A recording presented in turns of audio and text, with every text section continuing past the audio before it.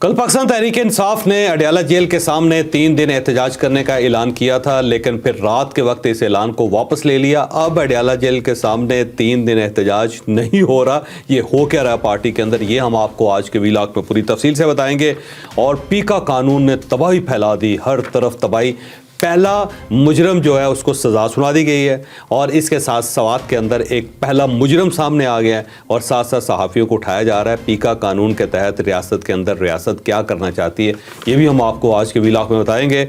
और मारंग बलोच को इमरान खान साहब की शक्ल में एक बड़ा सपोर्टर मिल गया है और साथ साथ अख्तर मैंगल साहब आज क्या करेंगे, ये पूरी तफसील के साथ आपको इसी व्लॉग में बताया जाएगा। लेकिन व्लॉग की तरफ जाने से पहले मेरी आपसे रिक्वेस्ट है कि चैनल को सब्सक्राइब ज़रूर कीजिएगा और ये जो बेल आइकन है इसको ज़रूर प्रेस करें ताकि नोटिफिकेशन आपको मिलता रहे। और ये याद रखें कि हर अच्छी बात सदका जारिया होती है। अगर आपको ये व्लॉग अच्छा लगे तो किसी न किसी के साथ ज़रूर शेयर कीजिएगा। और हमने अपना कॉलम 0 पॉइंट अब ऑडियो फॉर्म में लॉन्च कर दिया है, आप इस लिंक पे क्लिक करके अब हमारा कॉलम सुन भी सकते हैं। अस्सलाम वालेकुम नाजरीन, मैं हूं फ़ारूक अब्बास न्यूट्रल बाय जावेद चौधरी में। नाजरीन, आज जो पहला टॉपिक है वो तकरीबन हमारे अपने ही खिलाफ बनता है, सहाफ़ियों के खिलाफ बनता है, लेकिन हम वो डिस्कस ज़रूर करेंगे क्योंकि आज हम आपको डेफिनेशन देंगे कि रियल जर्नलिज्म होती क्या है। पीका के तहत मुकदमात का सिलसिला जारी है, सहाफ़ियों को गिरफ्तार किया जा रहा है और अच्छी बात यह है कि गुम कोई नहीं हो रहा, सब पेश हो रहे हैं। फरहान मलिक साहब को गिरफ्तार किया गया, एक और गिरफ्तारी वहीद मुराद साहब के सामने आई। इसके अलावा भी मतलब कुछ मिसालें हम आपको देंगे कि सवात में क्या हुआ है और उसके बाद जो फैसलाबाद में हुआ है वो तो आपके रोंगटे खड़े कर देगा, जिस पे पीका एक्ट लगा है और आपको पहली दफा लगेगा कि पीका एक्ट ठीक लगा है। अब हमने क्वेश्चन आज ये रेज किया है कि जर्नलिस्ट तो आप हैं, लेकिन जर्नलिस्ट आप किस तरह से हैं ये थोड़ा बता दें। आप तो मानते होंगे अपने आप को, लेकिन बाकी दुनिया को मनवाने के लिए आपको कुछ क्रेडेंशियल्स जो है ना उस पर पूरा उतरना पड़ेगा। तो आज हम उन क्रेडेंशियल्स को जानते हैं कि जो जर्नलिस्ट अपने आप को कहलवा रहे हैं और पीका एक्ट के तहत अब उन पर मुकदमात हो रहे हैं। ये पूरी स्टोरी क्या है, इसका एंड रिजल्ट क्या निकलेगा और वो खुद कितने कसूरवार हैं। अब देखें, दुनिया का कोई भी पेशा हो वो 2 चीज़ों के ऊपर खड़ा होता है, एक लर्निंग होती है, दूसरा प्रैक्टिस होती है। आपने लर्न कर लिया, बास लोग लर्न करते हैं, मसलन उन्होंने BA कर लिया, MA कर लिया, फिर उसके बाद PhD कर ली, फिर डबल PhD कर ली, तीसरी मरतबा PhD कर ली, या फिर कोई 3 MA कर लिए। यह है सिर्फ लर्निंग। और इसका मतलब ये हुआ कि ये सिर्फ लर्न कर रहे हैं, प्रैक्टिस नहीं कर रहे। तो हम इन लोगों को ये तो कह सकते हैं कि ये पढ़ा सकते हैं, लेकिन हम इनको प्रोफेशनल नहीं कह सकते। दूसरे कुछ लोग होते हैं वो एक प्रोफेशन के अंदर आते हैं, बहुत ज़्यादा एफर्ट करते हैं, बहुत ज़्यादा आगे बढ़ते जाते हैं, इतनी प्रैक्टिस कर लेते हैं कि वो उस में कामयाब भी हो जाते हैं और आगे भी बढ़ जाते हैं और को सो कॉल्ड एक ख़ास किस्म की एक अचीवमेंट भी वो हासिल कर लेते हैं। लेकिन उनको ये नहीं कहा जा सकता कि ये इस फील्ड के ट्रू जो सोल्जर हैं वो हैं, क्योंकि उसकी वजह ये कि उन्होंने साथ लर्न नहीं किया होता। तो लर्निंग भी साथ, तो बेस्ट कम्बिनेशन ये होता है लर्निंग एंड प्रैक्टिस, या फिर प्रैक्टिस एंड लर्निंग है कि अगर एक आदमी प्रैक्टिस कर रहा है तो साथ साथ उसे चाहिए कि वो लर्न भी कर ले, और अगर एक शख्स लर्न कर रहा है तो साथ साथ वो प्रैक्टिस भी कर ले। जैसे कि आपने MA किया है, ये लर्निंग है, और उसके बाद जो आप कर रहे हैं ये प्रैक्टिस है, तो ये बोथ वेज इकट्ठे हैं। तो उस वजह से आपको ये कहा जा सकता है कि आप एक ट्रू प्रोफेशनल हैं। अब मैं बात करने से पहले अपने क्रेडेंशियल सामने रखना चाहता हूँ, ताकि ये साबित करना चाहता हूँ कि मैं जो बात कर रहा हूँ उसके पीछे मेरा एक्सपीरियंस और मेरी लर्निंग भी शामिल है। ठीक है। बस किसी भी फील्ड के अंदर आपने आना है तो सबसे पहले आपने उस फील्ड को सीखना है। मतलब एक आदमी कहता है कि मैं इंजीनियर हूँ, तो उससे पूछा जाता है कि क्या आपने इंजीनियरिंग की है, वो कहता नहीं मैं तो मेडिकल कॉलेज का स्टूडेंट था। तो उसे कहा जाता है फिर तो आप इंजीनियर ना हुए, तो फिर आप किस बेस पे कह रहे हैं कि जो आपने कुछ सरिये लगा लिए, कुछ आपने सीमेंट लगा लिए, तो इस बेस पे तो आपको इंजीनियर नहीं कहा जा सकता क्योंकि आपने मेडिकल साइंस पढ़ी। ऐसे ही होता है ना जी। जी बिल्कुल। तो जर्नलिज्म में मैंने मास्टर किया, ठीक है, और एक डिपार्टमेंट है वो फर्स्ट डिपार्टमेंट बना था, उस डिपार्टमेंट का पहला गोल्ड मेडलिस्ट में हूँ। यानी इसका मतलब ये है कि मुझे उस डिपार्टमेंट ने मुनासिब समझा कि इसके नंबर अच्छे हैं तो इसको गोल्ड मेडल भी देना चाहिए। उसके बाद फिर ज़ाहिर है मैं फर्दर एजुकेशन भी हासिल करता रहा। फिर मुझे PhD की ऑनरेरी डिग्री भी दी और उस यूनिवर्सिटी से मिली है जिसने अपनी 125 साल की हिस्ट्री में सिर्फ चौथे आदमी को ये ऑनरेरी डिग्री दी है। उससे पहले सिर्फ 3 लोगों को दी है, मैं चौथा बंदा हूँ उस यूनिवर्सिटी की हिस्ट्री में जिन्होंने मुझे ऑनरेरी PhD की डिग्री दी है। तो ये मेरा एकेडमिक है ये इस साइड पे। उसके बाद मैं जर्नलिज्म में आ गया और मैंने डेस्क से काम स्टार्ट किया, जिसको कहते हैं ना जी सब एडिटर। तो मैंने सबिंग से काम स्टार्ट किया। फिर प्रिंट मीडिया की कोई फील्ड ऐसी नहीं थी कि जिसमें मैंने काम ना किया हो। मैं सब एडिटर रहा हूँ, फिर मैं शिफ्ट इंचार्ज रहा हूँ, फिर मैं एडिटर रहा हूँ, फिर मैं मैगज़ीन में काम करता रहा हूँ, मैं मैगज़ीन एडिटर रहा हूँ। میں نے رپورٹنگ ڈیسک پہ کام کیا ہوا ہے میں, اور اس کے بعد پھر میں نے کالم لکھنا شروع کیا. تو اب آپ دیکھ لیں کہ میں نے 1996 سے کالم لکھنا شروع کیا, تو اب آپ خود اندازہ لگا لیں کہ کتنے سال سے کالم لکھا جا رہا ہے. ٹھیک ہے, 29 سال ہو گئے.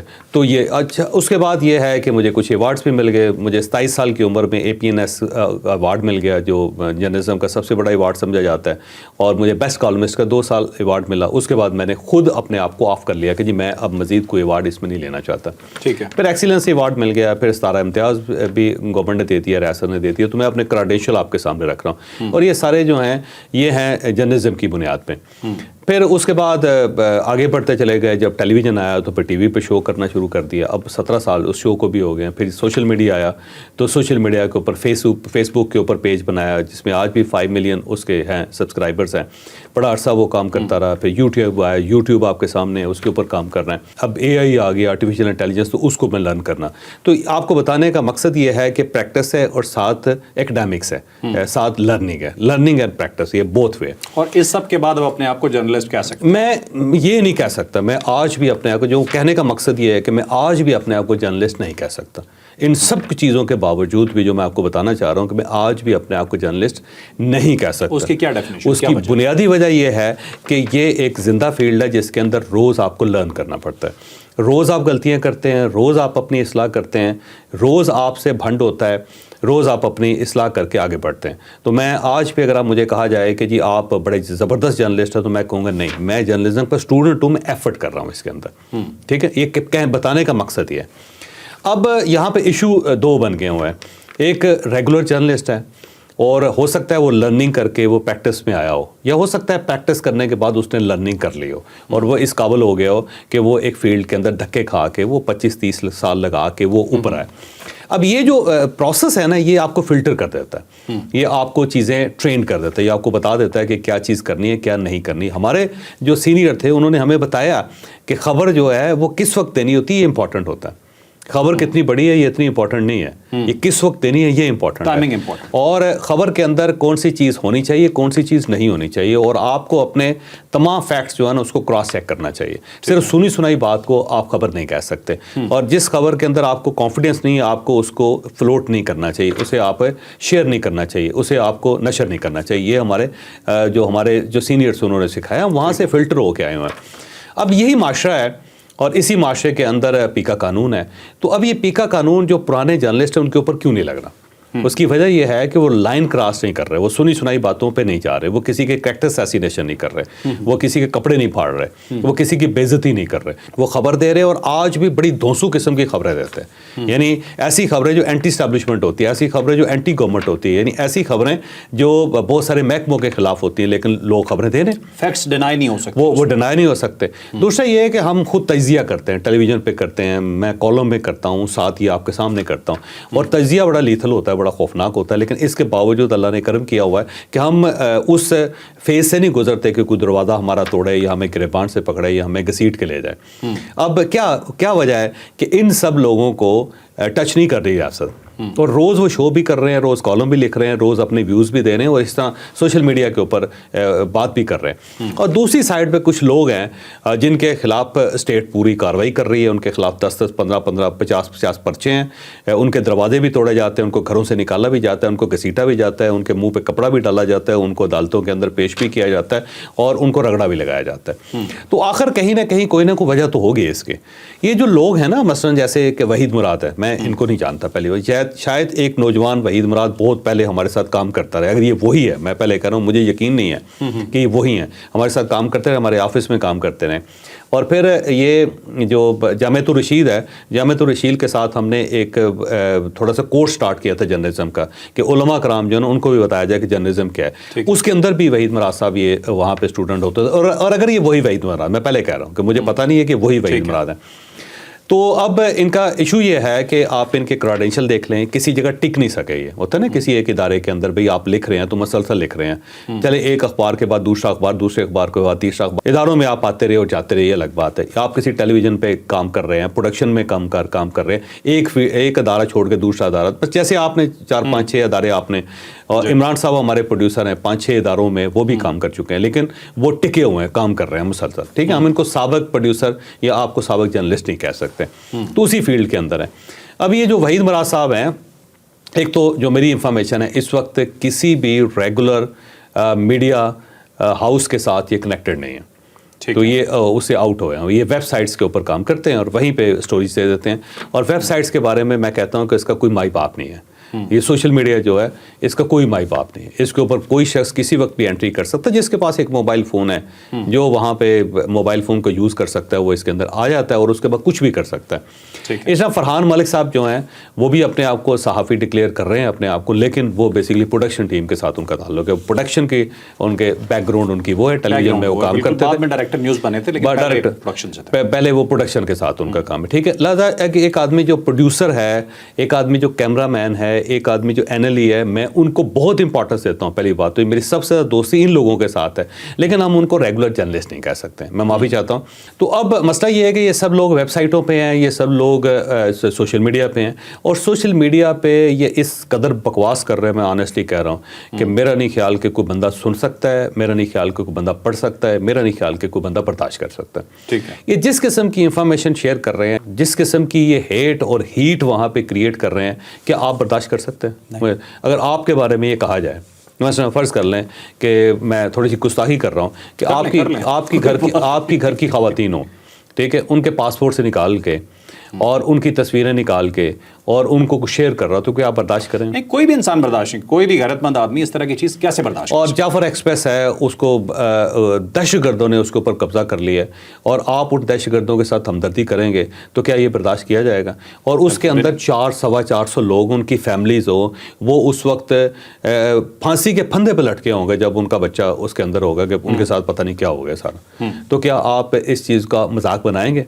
پھر کچھ سولجرز ہیں، وہ چارے، ایک سولجر جو ہے وہ زخمی ہے بنو کینٹ کی وجہ سے، اور وہ اپنے ہسپتال کے بیڈ پہ لیٹا ہوا ہے، لیکن وہ یہ سمجھتا ہے کہ میری کمپنی جا رہی ہے تو مجھے اس کے ساتھ جانا چاہیے.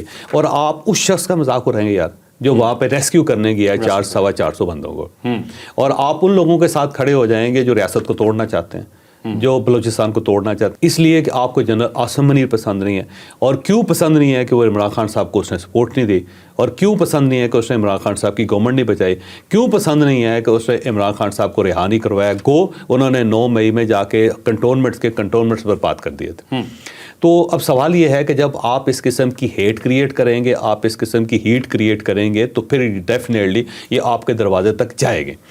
آپ اگر جرنلسٹ ہیں، میں آپ کے کریڈینشل کو، آپ کی جرنلزم کو بالکل کویسچن نہیں کر رہا. آپ مجھ سے بڑے جرنلسٹ ہوں گے، آپ بڑے اچھے جرنلسٹ ہوں گے، آپ بڑے شاندار جرنلسٹ ہوں گے، آپ سکہ بند جرنلسٹ ہوں گے، لیکن کیا آپ کو یہ حق مل گیا ہے کہ آپ کسی بھی ریاستی ادارے کے خلاف بات کر سکتے ہیں؟ آپ ججوں کو ملائن کر سکتے ہیں، آپ آرمڈ فورسز کو ملائن کر سکتے ہیں، آپ شہیدوں کا مذاق اڑا سکتے ہیں، آپ جو اغوا کار ہیں ان کو سپورٹ کر سکتے ہیں. آپ کسی بھی شخص کا، خواہ اس کا تعلق کسی پارٹی کے ساتھ ہو، کسی ادارے کے ساتھ ہو یا عام شہری ہو، آپ اس کے گھر کی خواتین کے پاسپورٹ سے نکال کے ان کی تصویریں شیئر کر سکتے ہیں، اور آپ ہر قسم کی بات، ہر قسم کا بکواس کر سکتے ہیں. اگر تو آپ اس کو جرنلزم کہتے ہیں تو پھر میں معافی چاہتا ہوں، میں واقعی جرنلسٹ ہوں. ٹھیک ہے، مجھے پھر یہ جرنلزم سیکھنی چاہیے آپ سے. اگر آپ اس کے باوجود یہ سمجھتے ہیں کہ جو کچھ آپ کر رہے ہیں وہ ٹھیک ہے، تو پھر میرا خیال ہے اس پورے پیشے کو یا اس پورے شعبے کو ختم ہی کر دینا چاہیے کہ آپ صرف نفرت کی بنیاد پہ فیصلے کر رہے ہیں. آپ سارے مثلا آج یہ جنرل عاصم منیر کے خلاف ہے نا، آج یہ اگر عمران خان صاحب کی سپورٹ کر دیتے ہیں، یہ سارے کہیں گے بلے بلے کمال ہو گیا سر. تو مسئلہ کیا ہے؟ مسئلہ صرف یہ ہے کہ ایک آدمی جو اپنی مرضی کرنا چاہتا ہے اور اس مرضی میں وہ پوری قوم کو روندنا چاہتا ہے، وہ اپنی مرضی میں اس ملک کو روندنا چاہتا ہے، وہ کہتا ہے کہ اس ملک میں کوئی قانون نہیں ہونا چاہیے، کوئی ضابطہ نہیں ہونا چاہیے، وہ کچھ بھی کر دے. تو آپ یہ چاہتے ہیں کہ نہیں، ریاست کو اسے موقع دینا چاہیے، اسے پرائم منسٹر کی کرسی پہ بٹھا دینا چاہیے اور اس کے ہاتھ میں ایک تلوار دے دینی چاہیے، جس کا جو گلا چاہے اتار دے، کاٹ دے. یہی چاہتے ہیں آپ؟ تو یہ کیا تماشا ہے؟ تو میں معافی چاہتا ہوں بھائی، میں اس چیز کو بالکل بائے کرنے کے لیے تیار نہیں ہوں کہ جو یہ تماشا یہاں پہ چل رہا ہے اس کے ساتھ ریاست نہیں چل سکتی. ٹھیک ہے چوہے صاحب، ایک تو میں ایک چھوٹی سی ایگزامپل دیتا چلوں. خان صاحب نے جب IMF کو روکا تھا خط لکھوا کے، ٹھیک ہے، کہ بھائی آپ نہ دیں پاکستان کو قرض جس پہ پاکستان نے سروائیو کرنا تھا، تو اس سے بڑا تو شاید ہی کوئی ہو سکتا ہے، پاکستان کے خلاف کوئی قدم ہو سکتا ہے. لیکن اس کے باوجود گورنمنٹ نے بھی اسے برداشت کر لیا اور باقی لوگوں نے بھی کر لیا. پتہ نہیں اسٹیٹ یہ کیسے چیزیں برداشت کر رہی ہے. ایک چیز میں اسپیسیفکلی کہوں، یہ جو جرنلسٹ ہیں نا، اسپیشلی یہ جتنے بھی لکھ رہے ہیں، اور میں صاف کہوں گا کہ فوج کے خلاف اور اسٹیبلشمنٹ کے خلاف لکھ رہے ہیں، اس کے اندر یہ پورا ایک گروپ ہے، یہ ایک پورا نیریٹو ہے. ایک تو یہ وہ لوگ ہیں جو پرو PTI ہیں، ٹھیک ہے، کوئی بھی بندہ اگر فوج کے خلاف بولنا شروع کرتا ہے یہ اس کے ساتھ شامل پی ٹی آئی کی بات کریں گے، مثلا آپ خود پی ٹی آئی کے حامی ہیں، کیا فرق پڑتا ہے اس سے؟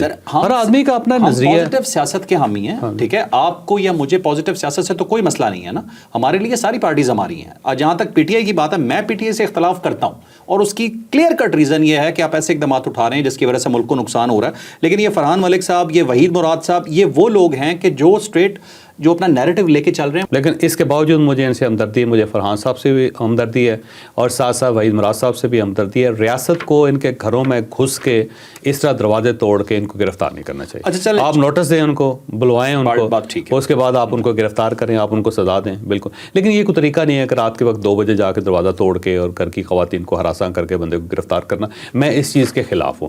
لیکن جو یہ کر رہے ہیں نا جی، میں اس کے بہت زیادہ خلاف ہوں. یہ اس کو جرنلزم نہیں کہا جا سکتا، اس کو گند کہا جا سکتا ہے اور اس کو سازش کہا جا سکتا ہے، اس کو ظلم کہا جا سکتا ہے، اس کو زیادتی کہا جا سکتا ہے، اس کو بدتمیزی کہا جا سکتا ہے، لیکن اس کو صحافت نہیں کہا جا سکتا. فرق، میں معافی چاہتا ہوں. ٹھیک ہے، یہ فریڈم آف اسپیچ تو نہیں ہے نا. یہ جو یہ لوگ کر رہے ہیں، جس طرح کی یہ ٹویٹ، جیسے آپ نے کہا کہ بغیر چیز ویریفائی کی آگے شیئر کر دینا، یہ لوگ کر رہے ہیں. وحید مراد صاحب پہ تو باقاعدہ یہ الزام بھی ہے. اب احمد نورانی صاحب میرے دوست ہیں، پرانے کولیگ بھی رہے ہیں، تو جو کچھ وہ کر رہے ہیں، جو کچھ انہوں نے کیا، مجھے بتائیے کہ کس جرنلزم کی کے ترازو پہ یہ چیز پوری اترتی ہے؟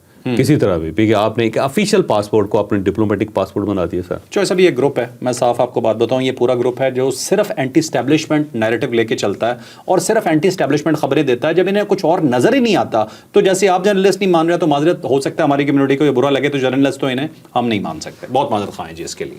اب چلتے ہیں جی نیکسٹ اسٹوری کی طرف. نیکسٹ اسٹوری ہے ہماری جی، چوہر صاحب خان صاحب نے اعتراض کر دیا. وہ کہتے ہیں اب اس کی طرف آؤں گا، لیکن یہ دیکھو سوات کے اندر ایک اکبر علی صاحب ہیں، اسپتال میں ٹیکنیشین ہیں. انہوں نے ایک جعلی شناختی کارڈ سے، جعلی آئی ڈی سے انہوں نے ایک اکاؤنٹ بنا کے انفارمیشن شیئر کرنا شروع کر دی تھی. ان کو گرفتار کر لیا گیا. سوات میں پہلا کیس ہے پیکا کا. اس کے ساتھ ساتھ عدالت، فیصل آباد کی عدالت نے ایک لڑکے کو سزا دے دی ہے. اس نے ایک لڑکی کو ہراساں کیا تھا اور پیکا قانون کے تحت اس کو سزا ہوئی. 11 سال سزا ہو گئی ہے، قید ہو گئی ہے اور 10 لاکھ روپے جرمانہ ہو گیا.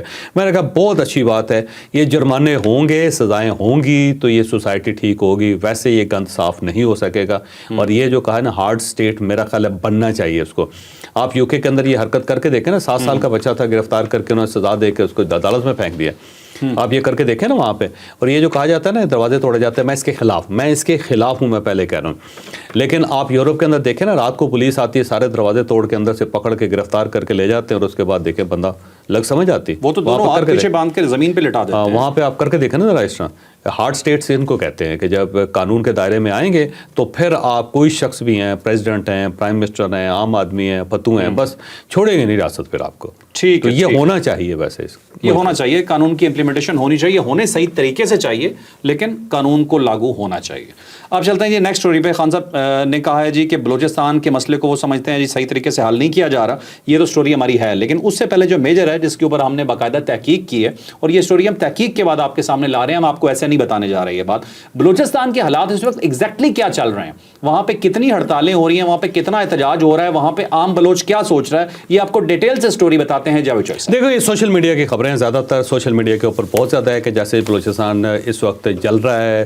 بلکہ سعد رفیق صاحب نے بھی بلوچستان کے حق میں انہوں نے ایک ٹویٹ کی ہے. اچھی بات ہے. میرا خیال ہے ٹویٹ کرنے کے بجائے انہیں چاہیے تھا کہ وہ پرائم منسٹر صاحب کے پاس جاتے اور میاں شہباز شریف صاحب کے گھٹنے پکڑ کے ان کو بتائیں جی کہ بلوچستان میں کیا ہو رہا ہے اور آپ اس سارے عمل سے باہر ہو جائیں. تو وہ اپنی پارٹی کو خود جا کے بتا نہیں رہے، ٹویٹس کے ذریعے ان کو بتا رہے ہیں، میاں نواز شریف صاحب کو، میاں شہباز شریف صاحب کو، مریم نواز صاحبہ کو اور اسحاق ڈار صاحب کو. میرا خیال ہے کہ خواجہ صاحب کو جا کے ان کو بیٹھ کے بتانا چاہیے کہ یہ کیا غلطیاں کر رہے ہیں، بجائے اس کے کہ ٹویٹ کرتے رہیں آپ. اس کا کوئی خاص فائدہ نہیں ہے. بہرحال اختر مینگل صاحب نے وہاں پہ کال دے رکھی ہے، بلوچستان کے اندر ہڑتال کی کال دی ہے، لیکن ہڑتال کامیاب نہیں ہوئی. یہ بات حقیقت ہے کہ جس طرح کامیاب اس کو ہونا چاہیے تھا وہ نہیں ہوئی. پشتون علاقوں کے اندر بالکل زیرو ہے ہڑتال. کسی جگہ کوئٹہ کے اندر کسی جگہ پہ تھوڑا بہت نظر آیا، دکانیں کھلی، دکانیں بند ہوئی، دکانیں بند کروائی گئی، دکانیں پھر کھلیں. وہاں پہ پولیس بھی آئی اور پولیس نے وہاں پہ لاٹھی چارج بھی کیا، آنسو گیس بھی پھینکے.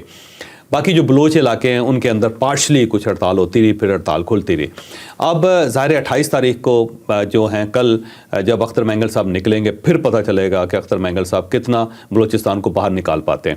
لیکن یہ جو مارنگ بلوچ اور یکجہتی جو کمیٹی ہے اس کے جو جلسے ہیں اس کے اندر خواتین زیادہ نظر آتی ہیں، اور جو مرد ہیں وہ منہ کے اوپر ڈھاڈے باندھ کے اور اس کے ساتھ ساتھ وہ باقاعدہ ماسک پہن کے وہاں پہ آتے ہیں، تھوڑی دیر بیٹھتے ہیں اور پھر نکل جاتے ہیں۔ اس سے پتہ چلتا ہے کہ وہ خوف زدہ ہیں کہ کہیں ہمیں آئیڈینٹیفائی نہ کر لیا جائے اور ہم گرفتار نہ ہو جائیں۔ تو اس ٹائپ کا انقلاب بلوچستان کے اندر چل رہا ہے۔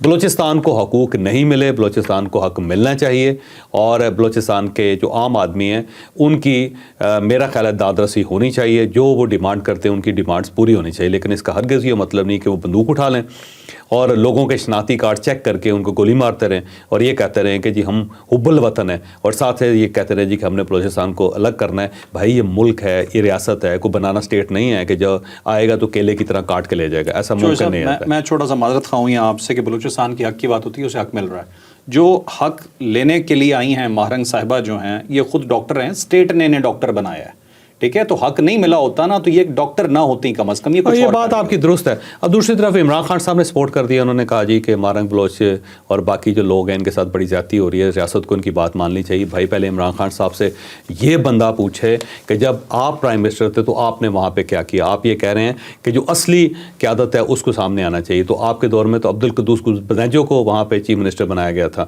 اور بزنجو صاحب جو تھے انہوں نے 544 ووٹ حاصل کیے تھے، اور جس طرح وہ پوری پارٹی بنی تھی، باپ اور اس کے بعد ان کو باپ نے جو وہاں پہ بٹھایا تھا، عمران خان صاحب اس کا حصہ تھے، اور یہ جو جام کمال صاحب ہیں یہ اچھے بڑے چیف منسٹر، بڑے پڑھے لکھے سمجھدار قسم کے چیف منسٹر، اور ان کو ہٹا کے اور عبدالقدوس بزنجو صاحب کو بٹھا دیا گیا تھا، جو 12-1 بجے سے پہلے گھر سے نہیں نکلتے تھے، اور وجوہات اس کے کیا پورے بلوچستان کو پتہ ہے، پورے کوئٹہ کو پتہ ہے کہ کیا وجوہات تھے ان کے۔ اور یہ بھی سب لوگ کہتے ہیں، بہت سارے لوگ کہتے ہیں کہ یہ جو وزارت اعلیٰ تھی باقاعدہ خریدی گئی تھی، اسے بیچ دیا گیا تھا عمران خان صاحب کے دور میں، اور اس زمانے میں CTD بنانے کے لیے رائے طاہر صاحب کو یہاں سے بھیجا گیا تھا، اس کو عبدالقدوس بزنجو کے کہنے پہ عمران خان صاحب نے واپس ان کو وفاق کے حوالے کر دیا، تو ان کو واپس لے آئے تھے وہ۔ تو یہ تھا اس زمانے میں ریئل قیادت جو تھی نا بلوچستان کی۔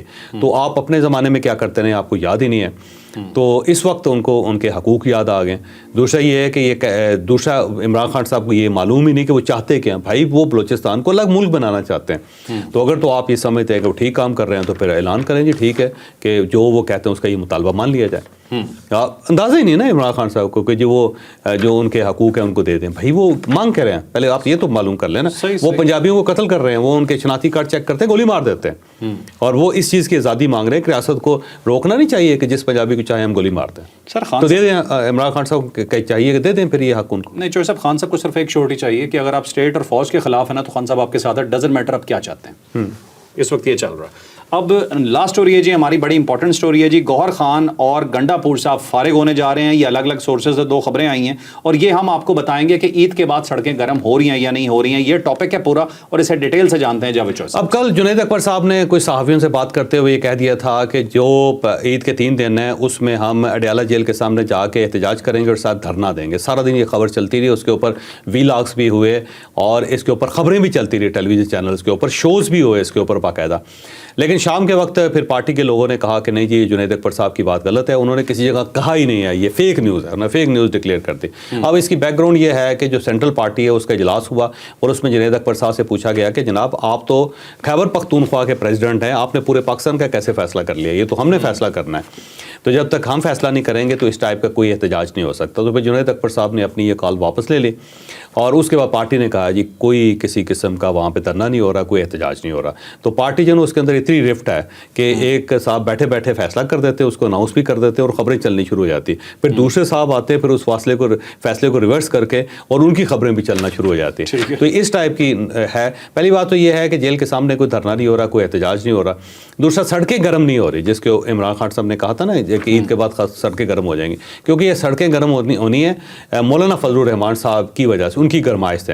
اور مولانا فضل الرحمان صاحب اتنے زبردست سیاستدان ہیں کہ انہوں نے اپنی مجلس عاملہ جو اس کا اجلاس 26 اپریل کو بلوا لیا، یعنی یہ مارچ ہے، سڑکیں آپ نے گرم کرنی ہیں पहली या दूसरी या तीसरी तारीख को, और उसका फैसला जो है मौलाना ने कहा जी हम अपना ये इशू जो है ना मजलिस आमला में रखेंगे और उसका इजलास जो है 26 अप्रैल को होगा। तो सड़कें भी मेरा ख्याल है गर्म कोई नहीं हो रही। जो जब उसके बाद मई आ जाएगा सड़कें इतनी गर्म हो जाएंगी कि बाहर ही नहीं निकल सकते। वैसे गर्मी में वैसे ही बाहर नहीं निकला जा सकता। अब दूसरा जो ये खबर है कि गौहर खान साहब जो ना फ्रस्ट्रेट हो गए हैं, और गौहर खान साहब से इमरान खान साहब भी फ्रस्ट्रेट हो गए। इसलिए जो परसों जब सलमान अकबर राय साहब वहाँ पे गए थे इमरान खान साहब से मुलाकात करने के लिए, तो पहले जो 4 लोगों के नाम थे उसमें गौहर खान साहब का नाम ही नहीं था। अच्छा। उन्होंने चेयरमैन साहब का नाम ही नहीं डाला था उसके अंदर। तो इससे आप अंदाज़ा लगाएं कि जो पार्टी है वो सलमान अकबर राय साहब अपनी जेब में डाल के फिर रहा है, और वो फैसला कर रहे हैं कि इमरान खान साहब से किसने मिलना है किसने नहीं मिलना, और किसने जाके नैरेटिव देना है उसके बाद। हर आदमी नहीं बोल सकता। तो गौहर खान साहब जो है उनको मेरा ख्याल है सारे लोग साइड पे कर रहे हैं, और इमरान खान साहब खुद भी अब उनसे मायूस होते जा रहे हैं, क्योंकि वो जो ख्वाजा आसिफ साहब को जफा मार लेते हैं ना जाके,